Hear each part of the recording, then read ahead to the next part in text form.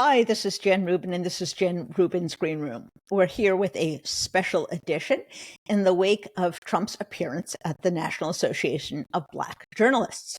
Now, if you recall, many people didn't want him to appear there.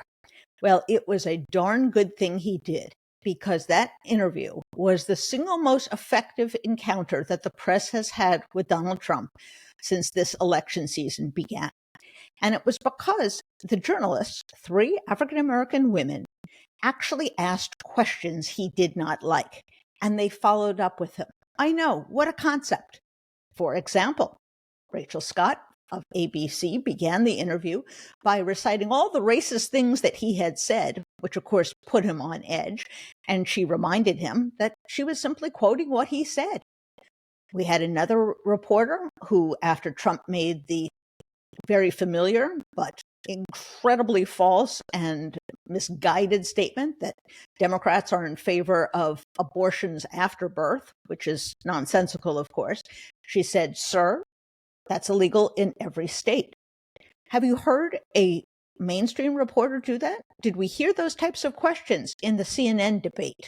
No and no.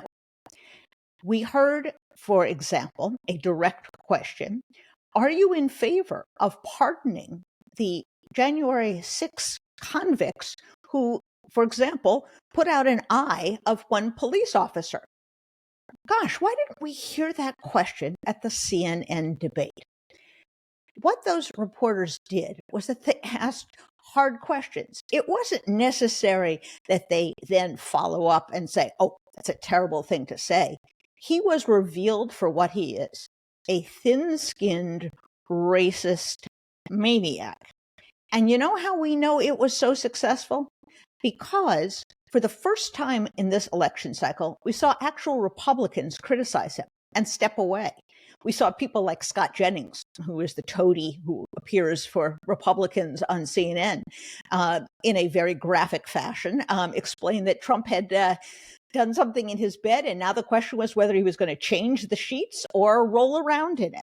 We saw Republicans who previously had shown some distance needle Trump, and even Republicans who were not distancing themselves from Donald Trump follow up with what would be harsh words for them.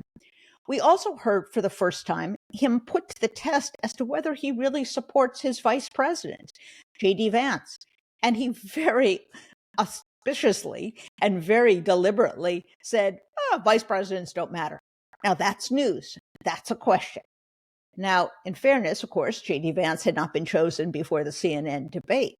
But why haven't we gotten these types of hard questions? Why haven't we had coverage of him and his abject racism and anti-Semitism? For weeks now, he's been saying things like Jews who don't vote for him are fools or should have their heads examined. He called the second gentleman a crappy Jew. Where have been the first page stories? Where has been the news cycle? Where have been the calls that he is unfit, that someone with such noxious views is a plain racist and anti-Semite and should get out of the race? You don't see it. And that's because the entire framing of this election has been wrong and misleading. It has been an attempt to frame this as an ordinary election in which you have Trump on one side and the Democrats on the other. And in order to achieve that false impression, you have to downplay and normalize and minimize the things that Trump says. And the coverage after the NABJ conference was telling. You got headlines like this from CBS accusing him of racially insensitive remarks. Racially insensitive. This was abject racism. What do they want? Him to burn a cross on somebody's lawn? That's absurd. You also had highlights and headlines that suggested that now the onus was on Kamala Harris to meet this challenge. No, it's not. The onus is on Trump to explain why he's fit to be president and why people should support an abject racist. As you can see, what the NABJ journalists did was they broke the frame. They said, no, we're not going to play this game that he's a normal candidate, that he's due the benefit of the doubt. We're going to ask the questions everyone wants to hear, and we're going to expose him for what he is. Now, it was also interesting to see Vice President Harris's response. She could have come out all guns blazing, ridiculing him, criticizing him, angry, but she did something very smart. She showed how little, how petty, and how old and hackneyed he is. At an appearance in Houston, she said, "Same old show."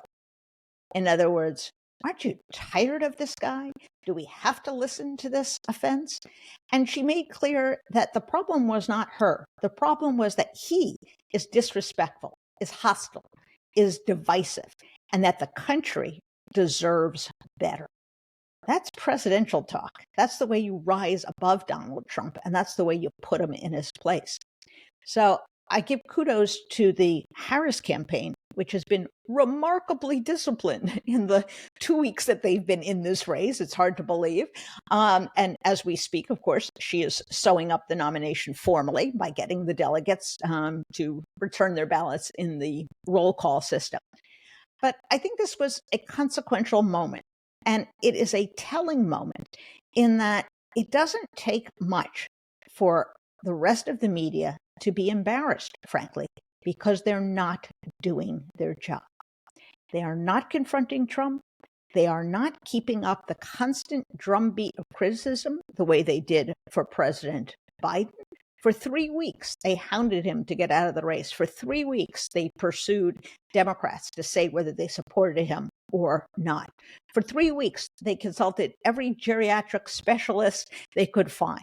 So are they going to do the same here? Are they going to have one African-American studies expert after another explain the context of Donald Trump?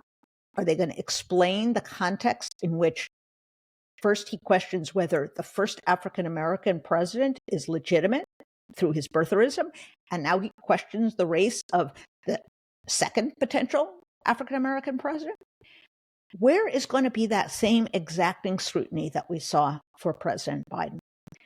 I'm not going to hold my breath, folks, because it probably isn't going to happen. The media is so invested in trying to appear like it's not taking sides that it, in fact, does take sides. Because when you normalize, when you ignore Trump, then you make him much better than he is. Then you're putting your finger on the scale and making him a legitimate candidate. So it was a telling moment, and it was an example of what journalism can be. The issue is not to avoid, quote, platforming Trump. It's to avoid platforming him in a way in which he is able to present his lies, his racism, his venal characteristics without any kind of confrontation. And that is the danger to our democracy. So I would give kudos again to the NABJ for inviting him, for asking questions. And I would give credit to the Harris campaign for responding just perfectly and letting Donald Trump stew in his own mess. So we'll have more, I'm sure, on this and other topics. Thank you for joining me. If you enjoy these programs, please tell your friends. They can follow us on Spotify, YouTube, Apple Podcasts. Just click right there. And of course, I want to hear from you. What do you think? What questions do you have? What ideas do you have about the campaign? Let's talk about it. Until next time, bye-bye.